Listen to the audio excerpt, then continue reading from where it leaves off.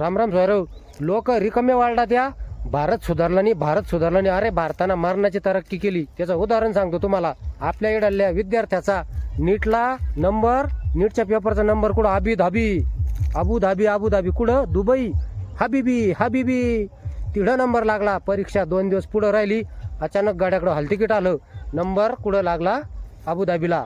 पाय न्यूज ऐका तुम्ही पहिले. नागपुरातील नीटच्या विद्यार्थ्याला अबुधाबीतील परीक्षा केंद्र. परीक्षा एका दिवसावर पालक आणि विद्यार्थी यामुळे चिंतेत. विद्यार्थ्याने अर्जामध्ये केंद्रासाठी नागपूर, वर्धा आणि भंडारा पर्याय निवडले होते.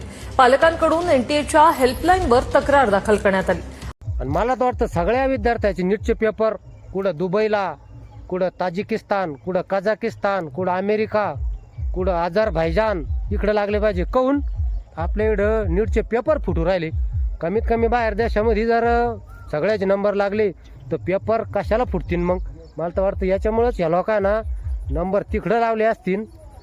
आणि चांगली गोष्ट विद्यार्थ्यासाठी पेपर फुटाचं काम नाही. कारण की आता भारतात काही भरोसा राहिला नाही. भारतात वरच्यात माल द्याला का फुटला.